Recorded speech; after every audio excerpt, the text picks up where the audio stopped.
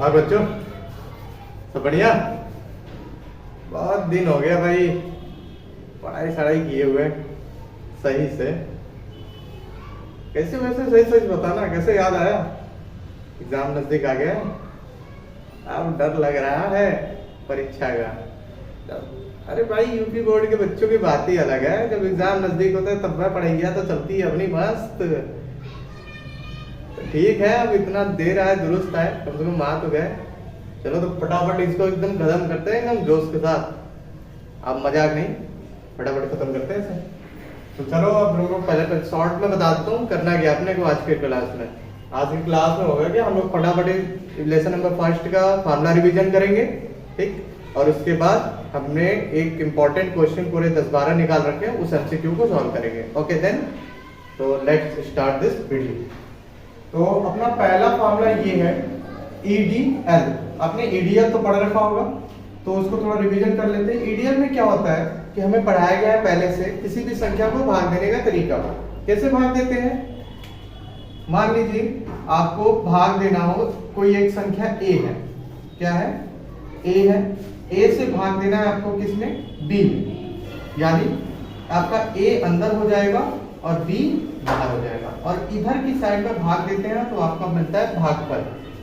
और जो नीचे घटकर आपका लास्ट में बचता है वो आपका क्या होता है? शेषफल। यानी ये पोर्शन अंदर का पोर्शन आपका क्या होगा? आप जिस संख्या से भाग दे रहे हो उसे हम लोग क्या बोलेंगे? भाज्य। और जिससे भाग देते हैं उसे हम बोलते हैं भाजक। और जो हमारा इधर लिखा जाता है पहाड़ा पढ़ने के बाद कितनी बार पहाड़ा पढ़ा उसे भागफल, और जो नीचे बचता है वो हमारा होता है शेषफल।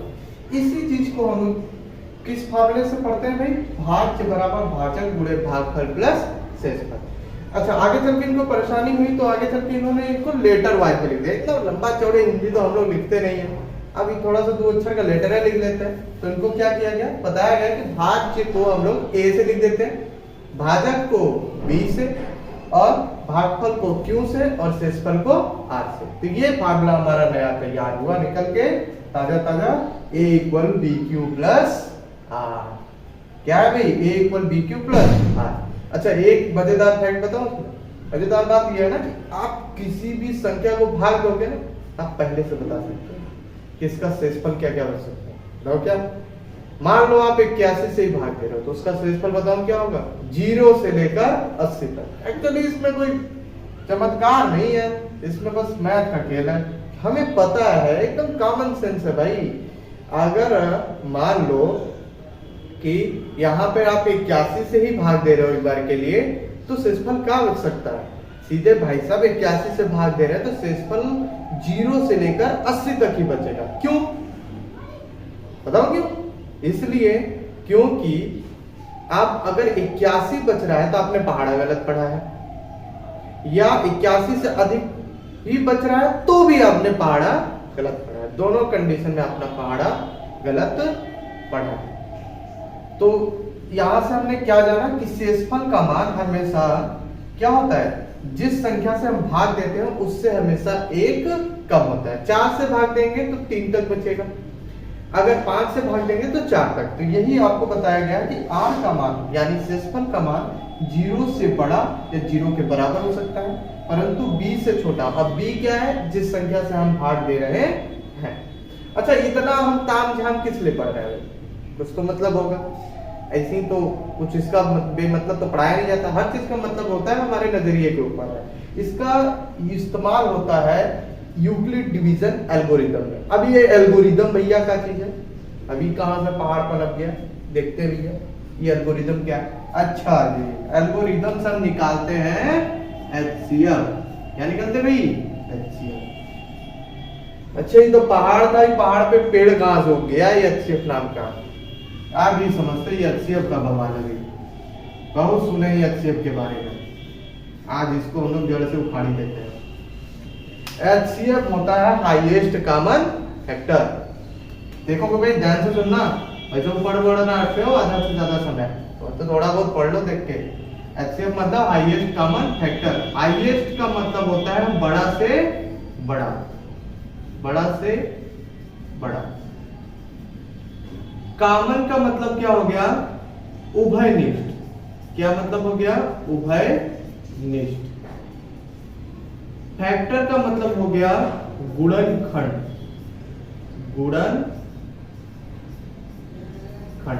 अच्छा भाई साहब, ये बड़ा से बड़ा तो समझ में आ रहा है। उभयनिष्ठ का मतलब होता है कि जैसे कामन का मतलब ऐसे समझ में आ रहा है कि अर्थ है इसका कामन है। फैक्टर गुणनखंड यहू बवाल एक, ये फैक्टर का होता है भैया। फैक्टर का मतलब ये हो गया, यहाँ पे अगर दूसरे भाषा में समझाए अपने भाषा में, तो वो संख्या जिस माना आपको सामने दो संख्या दे रखी है, वो दोनों संख्या का कोई एक ऐसी संख्या निकालो कि वो दोनों संख्या को भाग दे दे। मतलब समझे मेरा मतलब ये है कि वो ऐसी संख्या दो संख्या में से निकालना है हमको, कॉमन संख्या जो उन दोनों संख्या को भाग दे दे पूरी तरीके से, उसी को क्या बोलते हैं? एचसीएफ। मान लो जैसे आपको सामने लिखा हो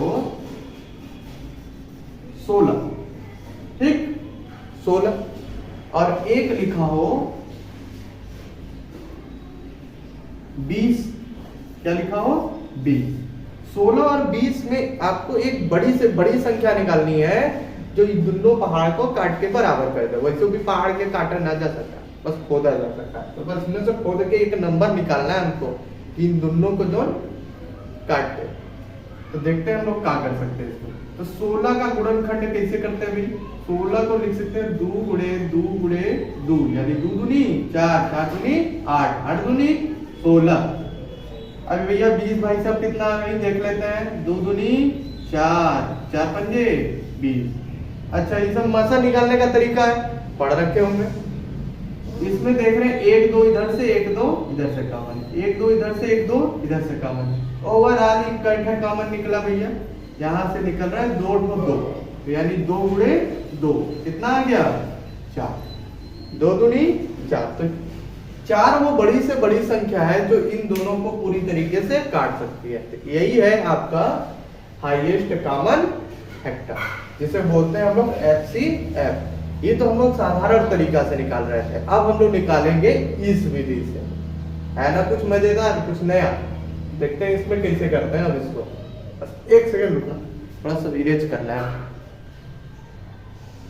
हाँ चलो अब ध्यान देते हैं यहाँ पे। अब देखो इतना समझ लिया पहाड़पुरी पूरा। अब देखते हैं इसमें है क्या चीज। इसमें क्या करते हैं हम, मान लो हमारे पास दो संख्या है, ठीक है, दो, ये तो कुछ ज्यादा हो गया, दो संख्या है, दो संख्या है। अब दो संख्या में छांटना है कौन बड़ा है कौन छोटा है। जो बड़ा होगा उसको ए मान लेंगे, जो छोटा होगा उसको बी।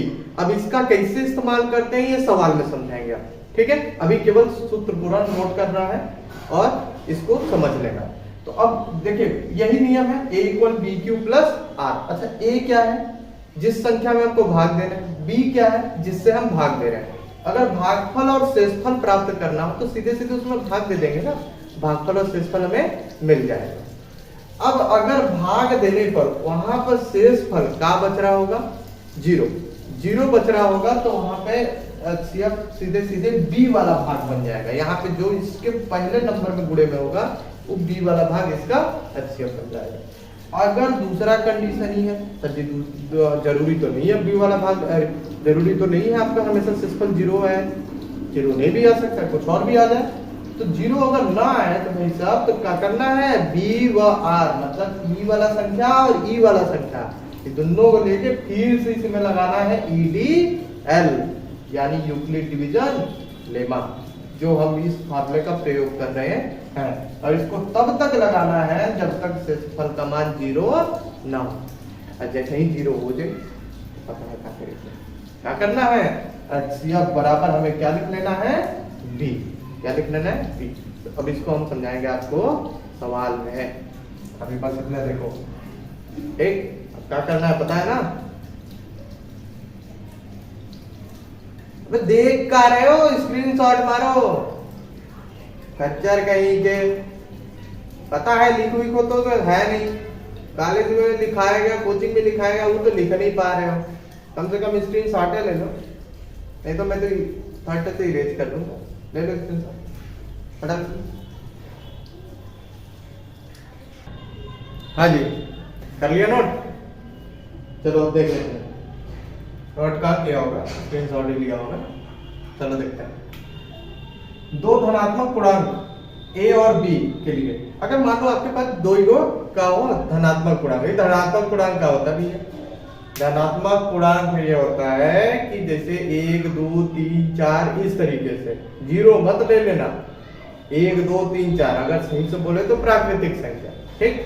अगर दो प्राकृतिक संख्या है तो उन दोनों का जो गुणनफल होता है ना, गुणनफल, उन दोनों का गुणनफल जो होता है वो दोनों के एचसीएफ यानी मसा ले लो दोनों का, और दोनों का अलग से लसा ले लो, तो उन दोनों का गुणा करो और इन दोनों संख्या का आपस में गुणा करो, तो इन दोनों का गुणा आपस में क्या होता है? इक्वल होता है, बराबर होता है, ठीक। तो ये सब है आपका फार्मूला, जिसको आपको फिर से नोट तो करना ही पड़ेगा, क्या कर सकते हैं। ये मैथ ऐसा है, ये है बवाल, बिना सूत्र के कुछ लगवा नहीं करे, क्या अगर मजबूरी में करो नोट और याद करो। ये सब कुछ ऐसा है कि मैं कोनो टेक्निको नहीं लगा, याद करने के ही पड़े। तो देखो ये अगला क्या है? तीन धनात्मक पूर्णांक, अगर मान लो पी क्यू आर दो, तो यहाँ दो क्यों था, अब यहाँ तीन गो आ गया, तीन गो आ जाए तो क्या करेगा? भैया समस्या भैया, एक ख्याल जा रहा है, दिमाग गर्म कर दे रहा है। एलसीएम देखो अगर निकालना हो दोनों का, अगर दोनों का एलसीएम तीनों का एलसीएम निकालना हो तो कैसे करेंगे? तीनों संख्या का कर देंगे गुणा और फिर तीनों का निकालेंगे मौसा, ठीक। वही पहाड़ वाला, पहाड़ के ऊपर पेड़, मौसा, मौसा निकालेंगे पहले तीन का और फिर नीचे दो दो का अलग अलग करके मसा निकालेंगे, यानी पहले पी क्यू का मसा निकलेगा, फिर क्यू आर का और फिर आर पी का, और इस प्रकार जैसे दे रखा है उस तरीके से पूरा कर देंगे और इसको पूरा हल करेंगे तो वो आएगा लसा का मान। इसी प्रकार है आपका मसा एचसीएफ बराबर, जैसा कि आप फार्मूला देख सकते हो। अब इन सब चीजों का कैसे यूज करते हैं मैं आगे के क्वेश्चन में आपको समझाऊंगा, ओके। तो क्या करना है ना, फिर से, अबे यार बार बार बताना पड़ता है, ले लो स्क्रीनशॉट, फटाक से लो। हाँ जी, तो चलिए अपना नेक्स्ट देखते हैं। तो अपना नेक्स्ट है P बाई क्यू व R बाई एस, दो परिमेय संख्या है, ठीक है। दो परिमेय संख्या दे रखा है, तब अब इन दोनों परिमेय संख्या का लसा निकालते हैं। अब देखो आया कुछ मजेदार, उतना देर में संख्या अंग्या बड़ा अजीब सा आ रहा था ना, अब थोड़ा मजेदार देखते हैं जो भिन्न भिन्न का हो। तो मान लो यहाँ भिन्न नहीं परिमेय संख्या है, तो परिमेय संख्या का अगर लसा निकालना है तो ऊपर के अंशों का लसा ले लो और नीचे हर का क्या ले लो? मसा, एचसीएम, और इसके कर लो लास्ट में कैलकुलेट, तो आपका आ जाएगा P बटे Q और R बटे S का एलसीएम। इसी प्रकार अगर एचसीएम याद करना हो तो ऊपर का एचसीएम ले लो, नीचे का एलसीएम भर का। अच्छा एक चीज कॉमन देख रहे हो, ऊपर का जब एलसीएम निकालना हो, दोनों का संख्या का एलसीएम निकालना हो तो ऊपर एलसीएम ही ले रहे हैं, और जब ऊपर एलसीएम तो नीचे एचसीएम। अच्छा ले किसका रहे हैं? दोनों P व R का, यानी हर अंश का अंश के साथ एलसीएम और हर का हर के साथ एलसीएम। इसी प्रकार सेम सिनेरियो यहाँ पे भी है, जब एलसीएम निकालना हो तो इन दोनों का ले लेंगे एलसीएम, और जब ऊपर एलसीएम लिख देंगे तो नीचे हमेशा क्या निकालेंगे? एलसीएम। अब ये तो भाई बात हो गई। अब दूसरा केस क्या है? दूसरा केस नहीं, फार्मूला है। फार्मूला क्या है भाई अपना? अगर मान लो आपको ये क्वेश्चन में दिया है, बताइए ये दशमलव प्रसन्न शांत है या अशांत आवर्ती है। ये केवल तभी बोलेगा जब दिया हुआ संख्या परिमेय संख्या हो, यानी आपको 25/75 इस तरीके से लिख के कई सारे क्वेश्चन में मिलेंगे आपको इस तरीके के सवाल।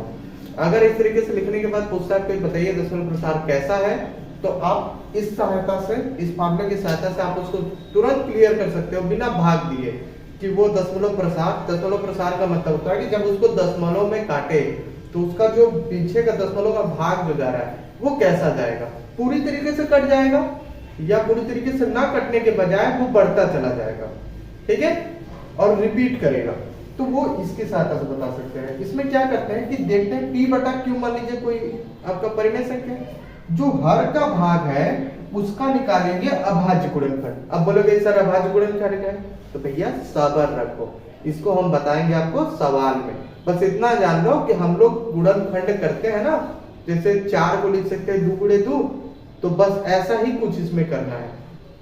तो मान लो जब इसको आप खोलते हो तो वो 2 के घाते n गुणे 5 के घाते n का रूप का होता है, तो वो दशमलव प्रसाद शांत होगा। इसका अर्थ ये निकलता है कि दशमलव में अगर उसको काटोगे तो दशमलव में वो पूरी तरीके से कट जाएगा। ये नहीं कि जैसे 1/3 को काटते हैं तो दशमलव 3 3 3 3 3 3 चलता जाता है, ये कभी रुकता नहीं है, लेकिन ये रुकेगा एक जगह पे आके पूरी तरीके से कट जाएगा, उसे बोलते हैं शांत दशमलव प्रसाद। और जो रुकता नहीं बढ़ता चला जाता है और उसके दशमलव वाला भाग रिपीट करने लगता है, जैसे 3 3 3 3 रिपीट कर रहा था ना, तो वह ऐसा संख्या अशांत आवर्ती कहलाता है।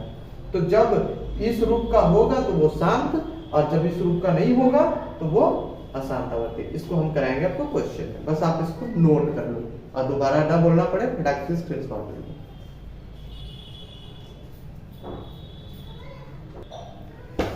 हाँ जी, तो अब हुआ आपका इंतजार खत्म।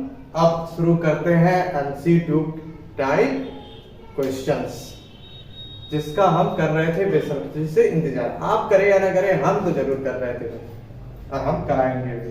तो देखिए पहला सवाल ये है कि प्रत्येक समपूर्णांक यम के लिए प्रत्येक समपूर्णांक निम्न में से कौन सा रूप होता है। आई थिंक थोड़ा सा यहाँ पे एक चीज यहाँ पे थोड़ा मिस्टेक हो गया, यहाँ समपूर्णांक नहीं बस पूर्णांक होगा। प्रत्येक पूर्णांक यम के लिए प्रत्येक समपूर्णांक निम्न में से कौन सा रूप है। तो इसका मतलब समझा देता हूं। पूर्णांक मतलब होता है कि माइनस वाली सभी संख्याएं, प्लस वाली सभी संख्याएं और जीरो, अगर इन सभी का समूह बनता है तो इसे ही बोला जाता है पूर्णांक। यानी इसमें -1 2 -1 -2 -3 -4 कुछ भी ले सकते हो। इससे पर -1 -2 -3 -4 इस तरीके से, ठीक। और फिर जीरो, ये पूरा आता है पूर्णांक के अंतर्गत। तो कोई भी अगर पूर्णांक है m, तो के लिए सम पूर्णांक क्या बनाना है, सम। सम विषम याद है, ऑड इवन, जो 2 से कट जाए और जो 2 से ना कटे। जो 2 से कट जाए उसे बोलते हैं सम, और जो 2 से ना कटे उसे बोलते हैं विषम। तो हमें सम पूर्णांक का कौन सा रूप होगा। भाई एक बात बताओ, अगर कोई संख्या सम पूर्णांक बनानी है तो जाहिर सी बात है वो 2 से कट जाएगा ही, ठीक। तो अपने दिमाग लगाओ, अगर आपको नहीं समझ आ रहा है तो अपने मन से यम का मान 1 2 3 4 5 6 7 8 कुछ भी रख सकते हो। तो यहाँ रख रख के भी चेक कर लो। तो देखो यम का मान अगर 1 रखते हो तो क्या ये 2 से कटेगा, नहीं कटेगा। अच्छा इस पे रख के देखते हैं, यम का मान 1 रख के देखते हैं। 1 रखेंगे तो 1 और 1 मिलके 2 हो जाएगा। अच्छा भाई साहब अगर 2 हो रहा है तो जरूरी तो नहीं, यम का मान तो कुछ भी रख सकते हैं। 1 की जगह 2 रख के देखते हैं, 2 रखेंगे 2 1 3, अब 3 तो नहीं कटेगा। मतलब ये वाला भी ऑप्शन क्या अपना गलत हो गया, पहला भी गलत दूसरा भी गलत। अच्छा तीसरा वाला देखते हैं, अगर यम का मान 1 रखेंगे तो 2 1 2। अच्छा 2 रख के देखते हैं, 2 2 4, 3 रख के देखते हैं, 2 3 6। ओवरऑल 2 का पहाड़ा ना पड़ रहा है, तो 2 का पहाड़ा जब पढ़ेगा तो वो 2 से कट ही जाएगा। तो यानी अपना राइट ऑप्शन कौन सा होगा, ये। यानी कभी भी पूछे कि कोई यम अगर कोई पूर्णांक है और उसमें प्रत्येक सम पूर्णांक का कौन सा रूप होगा, तो वो होगा 2m, ठीक, 2m। समझ आया। अगर नहीं समझ में आया तो कमेंट सेक्शन में बता देना सर मुझे क्वेश्चन नंबर 1 या क्वेश्चन नंबर 2 क्लियर नहीं हुआ, ठीक है। बस आप क्वेश्चन नंबर 1 क्लियर नहीं हुआ इतना लिख दीजिएगा, मैं नेक्स्ट वीडियो में उसको समाप्त कर लूंगा। ओके ठीक है, अब देखते हैं आगे की